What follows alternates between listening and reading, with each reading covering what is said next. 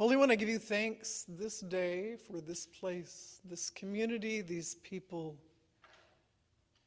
and the ways in which you call each of us. Help us to listen. Amen.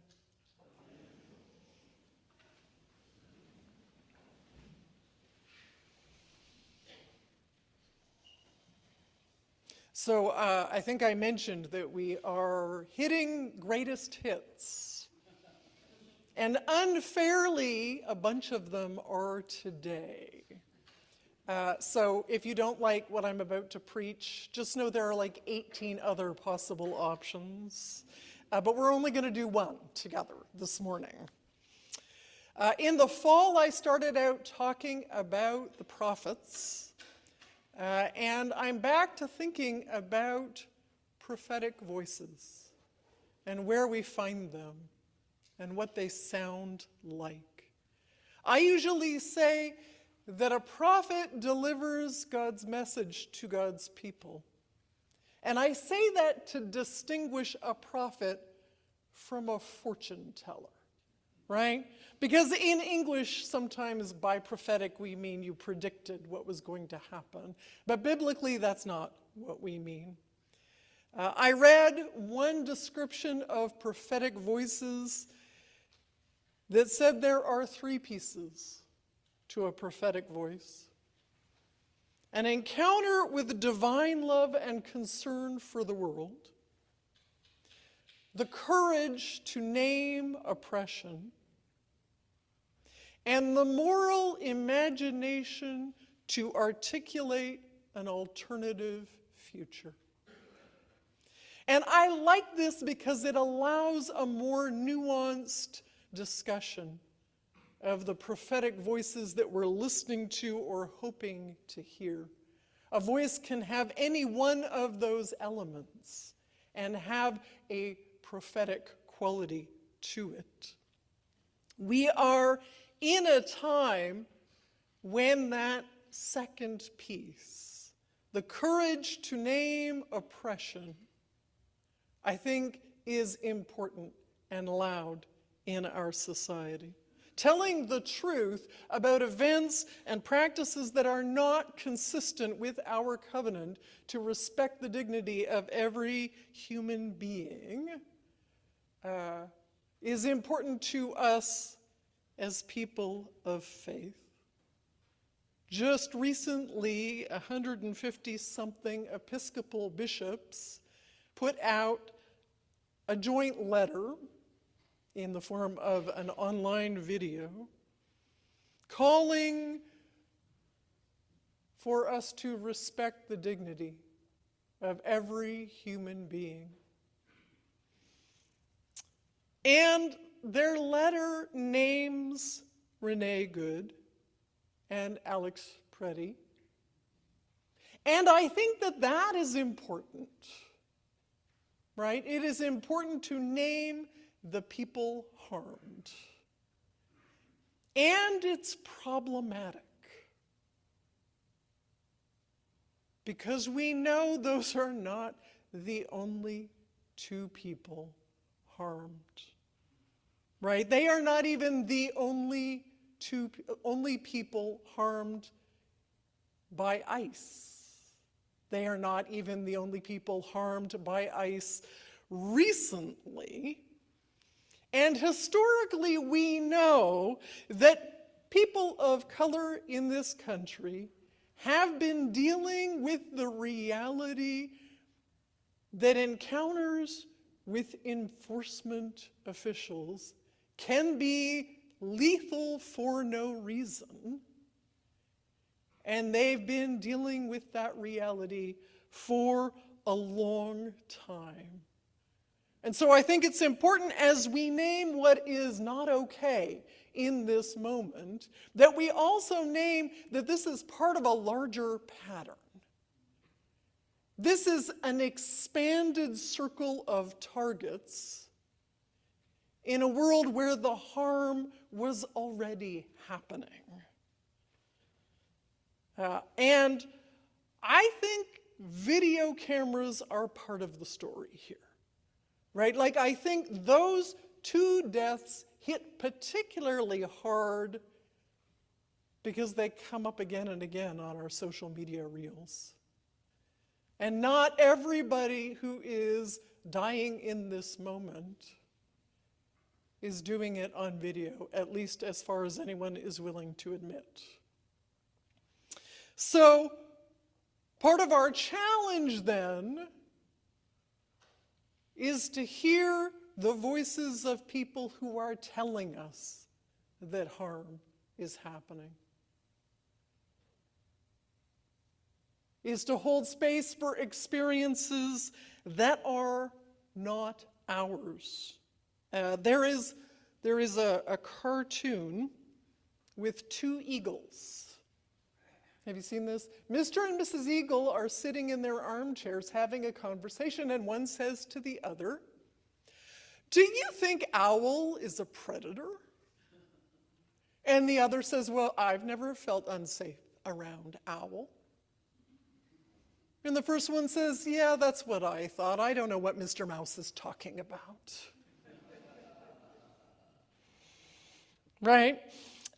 So part of our task is to listen and believe people whose experiences differ from ours. And related to that is the self-distancing that looks a little like victim blaming. I don't think it's done maliciously, but we do this thing where we say, well, what were you doing wrong that you got stopped? Were you in the wrong place? Did you do something to draw attention to yourself? We hear this narrative, right? Just follow the law and there won't be a problem. I think there was a moment in time, and I honestly grew up thinking this, right? If you are arrested by the police, you probably did something wrong. I think we can put that to bed now, yes? And interestingly, we do the same thing with disease. This is a human tendency. We don't want to be in the same space of risk with people who are experiencing terrible things. And so then when somebody gets cancer, we say, well, were they a smoker? Right? Was there something that they did that I cannot do so that I can feel safe? As if cancer is fair, as if life is fair, as if we get what we earn all the time in this world. And even before this latest set of awfulness, I think that we knew that there were problems. And I think this in part because last summer I went to Mexico. And I was a little nervous, actually, not about going to Mexico, but about coming back. Right? We had heard enough already that I had some questions about how this was going to go. If you were born in this country, you won't know this. If you are a naturalized American, your passport also gives your country of origin. Did you know that? So when you come through the border, they know both that you are now an American citizen and that you weren't always. And so I was talking to people about this, and I had a surprising to me number of people say to me variations on, well, you don't look like someone who will be stopped at the border. And in one case, well, at least you're white. So we knew, right? We knew that driving while black could get you in trouble.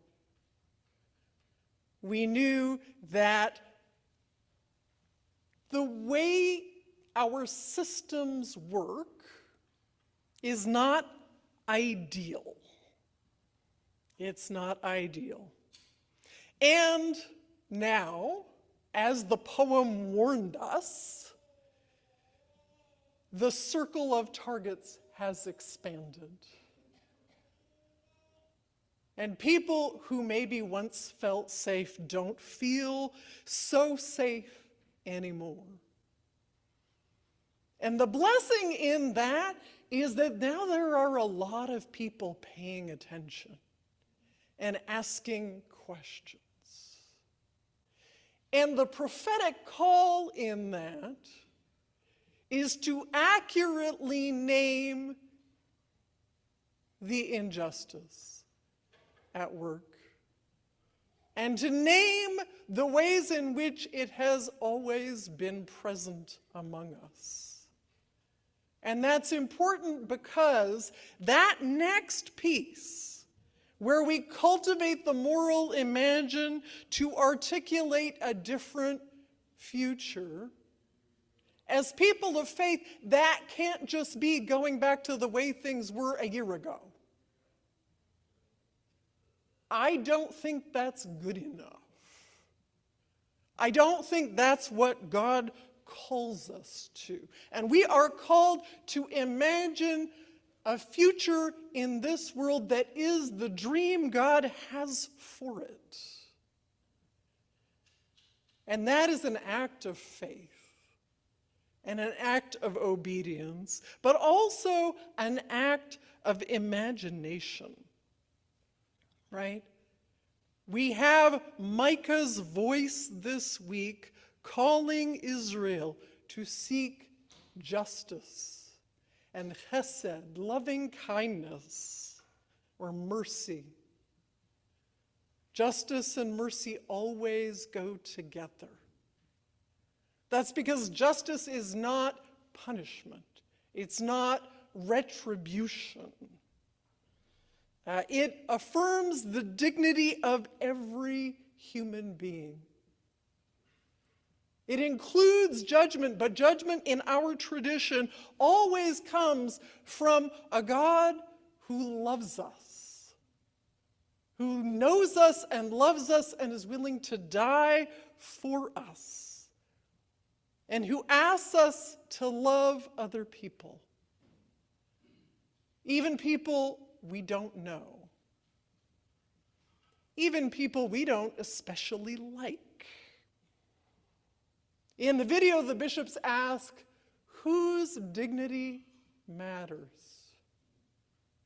Whose dignity matters? And it's a rhetorical question because, of course, we affirm in our covenant that we value the dignity of every human.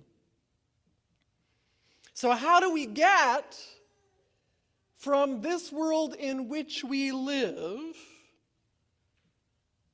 to the world God imagines for us? How do we share in that divine imagination? The biblical word is shalom, which gets translated peace, but it's actually much bigger than that. It is nothing less than universal flourishing, wholeness, and delight. How do we begin to imagine that world? I have a tiny example of a prophetic voice, and apologies if you've already heard this from me. As I was volunteering a couple of weeks ago outside the ICE building, standing on a dreary, gray, really cold Tuesday morning, early in the morning, outside the ICE building, watching frightened people come and go, watching cars unmarked with no license plate come and go. One of the volunteers said to me, I can imagine a world in which this is a place of hope. I can imagine a world in which this building is a place where people who are new here come and we help them get started on their new life in this country. And it just caught me by surprise. But what a helpful vision, right? To go beyond noticing who goes in so that we can make sure they come out, which is aid, which is important, and to imagine a world where our systems don't require that we provide aid to the people navigating them. I read a description, a woman talking about what it had meant for her to become a citizen of this country. And it involved things like getting up at 5 in the morning to go and get in line outside an immigration building, to wait your turn. There were people with children in the line, and the children were getting tired and cranky and laying on the floor, and guards would come along and yell at the people. They were there so long that they were bringing food to share. And then she got to the front of the line, and her paperwork was not correct. It was confusing enough that she actually had to do this multiple times to get it right. And she said, I know wealthy people just pay a lawyer, and that smooths out this whole process. And I think prophetic imagination asks us to envision a system that doesn't have two tiers like that. One system for the wealthy and one system for everybody else. And that's just one of our systems, right? Our tradition asks us to notice that the prophet Micah is calling the well-heeled of his day to treat other people in a way that affirms their dignity.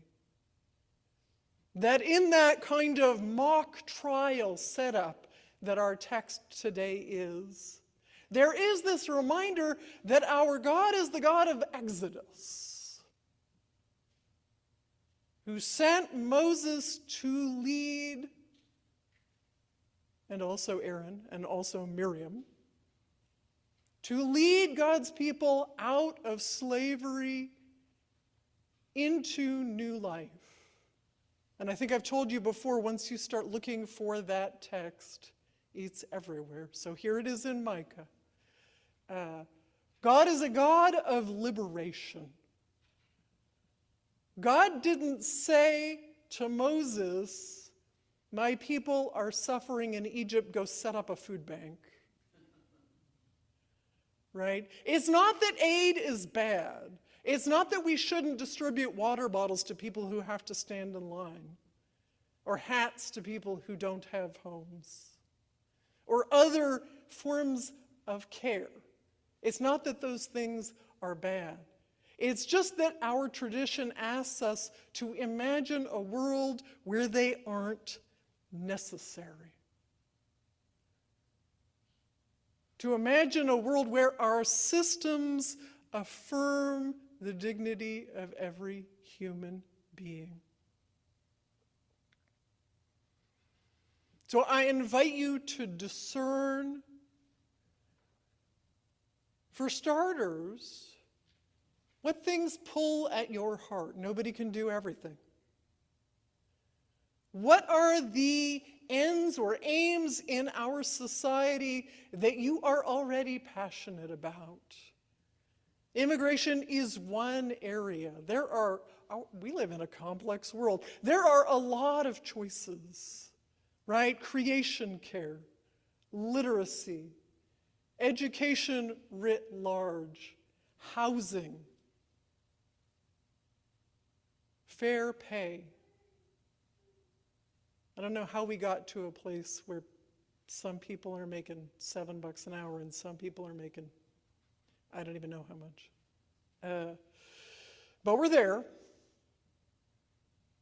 What are the areas that you already know enough to know a good idea when you hear it? And what are the voices that encourage you not just to wake up, but to get up and go? Where are you hearing pictures of the way things could be?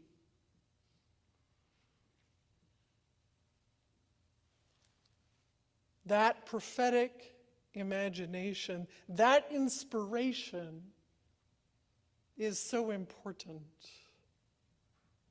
We've got to be paying attention, because from inspiration, I think, comes a glimmer of hope.